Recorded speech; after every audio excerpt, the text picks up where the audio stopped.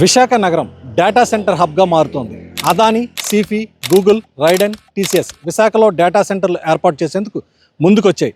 Tata group సంస్థ కార్యకలాపాలకు Rushikonda hill 3లో ఇప్పటికే 22 ఎకరాలు కేటాయించగా తద్వారా 12,000 మందికి ఉద్యోగ అవకాశాలు రానున్నాయి.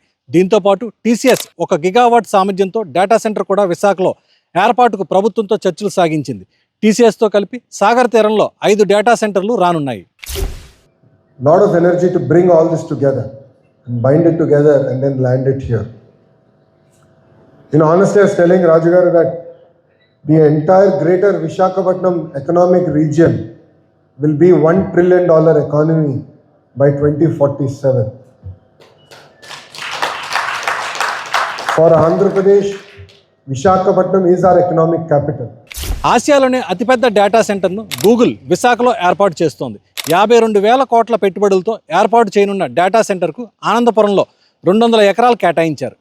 16,460 కోట్లతో సిఫీ టెక్నాలజీస్ డేటా సెంటర్ పెడుతోంది. ఇందుకోసం ఈ సంస్థకు రుషికొండ, పరదేశీపాలెం ప్రాంతాల్లో 50 ఎకరాలు ఈ కంపెనీకి కేటాయించనున్నారు. Raiden infotech India private limited 97,250 కోట్ల పెట్టుబడులతో 1000 మెగావాట్ల ఏఏ పవర్ డేటా సెంటర్ ఏర్పాటు చేయనుంది. దీనికి అవసరమైన భూమి 3 చోట్ల అడివివరం, తర్లువాడ, రాంబిల్లి ప్రాంతాల్లో 450 ఎకరాలు కావాలని ప్రభుత్వాన్ని కోరింది. ఈ డేటా సెంటర్ల ఏర్పాటుతో విశాఖ ఏఐ నగరంగా రూపుదిద్దుకోనుంది.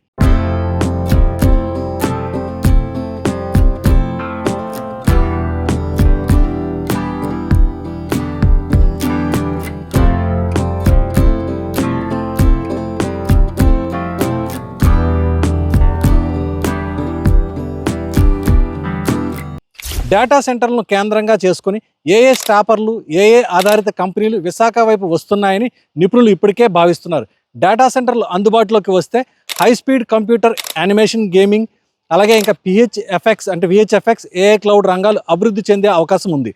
ఆయా రంగాలకు చెందిన భారీ సంస్థల పెట్టుబడులు వచ్చేందుకు అనువైన పరిస్థితులు ఏర్పడతాయి.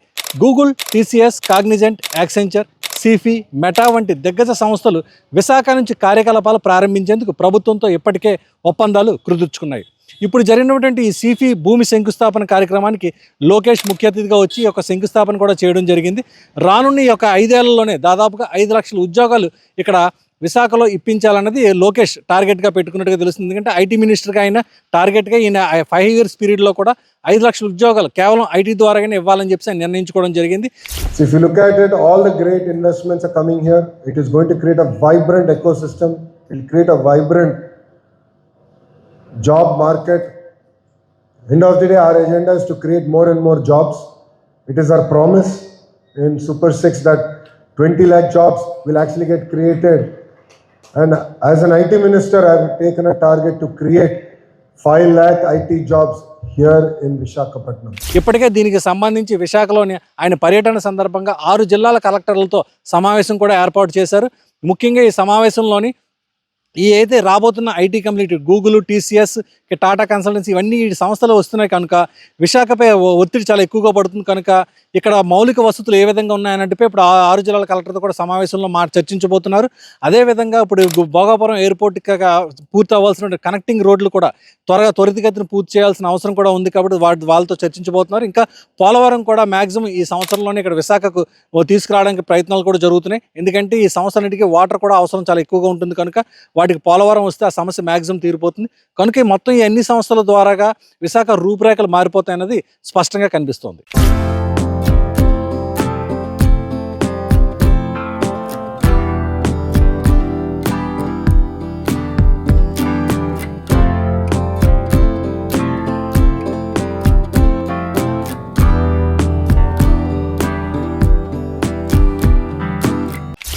గూగుల్ అనుబంధ సంస్థ Raiden infotech India private limited 87,250 కోట్ల రూపాయలు అంటే $10 బిలియన్ పెట్టుబడితో 1000 మెగావాట్ల ఏఏ పవర్ డేటా సెంటర్ను విశాఖపట్నంలో 2.5 ఏళ్లలో మొదటి దశ యూనిట్ను పూర్తి చేయనున్నట్టు ప్రభుత్వానికి ప్రతిపాదనలు అందించింది. గూగుల్ సంస్థ 52,000 కోట్ల పెట్టుబడులతో ఆసియాలోనే అతిపెద్ద డేటా సెంటర్ను విశాఖలో ఏర్పాటు చేయబోతోంది. సిఫీ సంస్థ 16,000 కోట్ల పెట్టుబడులతో డేటా సెంటర్ కాంప్లెక్స్ను విశాఖలో నెలకొల్పేందుకు ప్రభుత్వంతో ఇప్పటికే అనుమతించింది. ఉమ్మడి విశాఖ జిల్లాలో 3 ప్రాంతాల్లో డేటా సెంటర్ల ఏర్పాటుకు రైడెన్ సంస్థ ప్రతిపాదించింది. అడివరంలో 120, తర్లువాడలో 200, రాంబిల్లి అచ్యుతాపురం క్లస్టర్లో 160 ఎకరాల చొప్పున కేటాయించాలని ప్రభుత్వాన్ని కోరింది.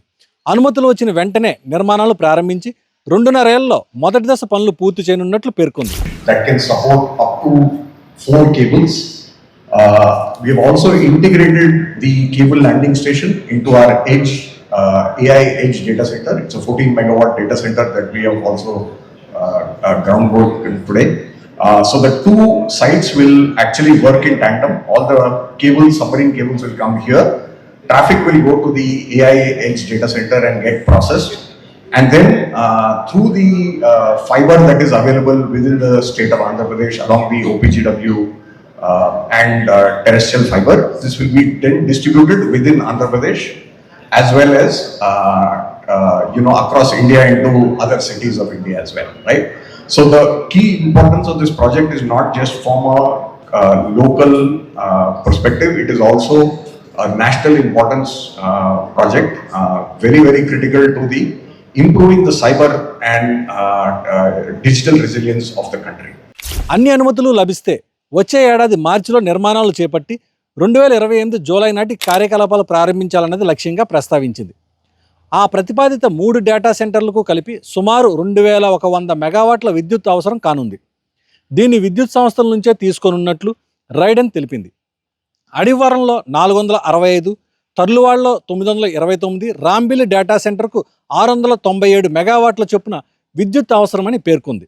సింగపూర్కు చెందిన Raiden APAC investment holding company Raiden infotech India private limited majority వాటాదారుగా ఉంది.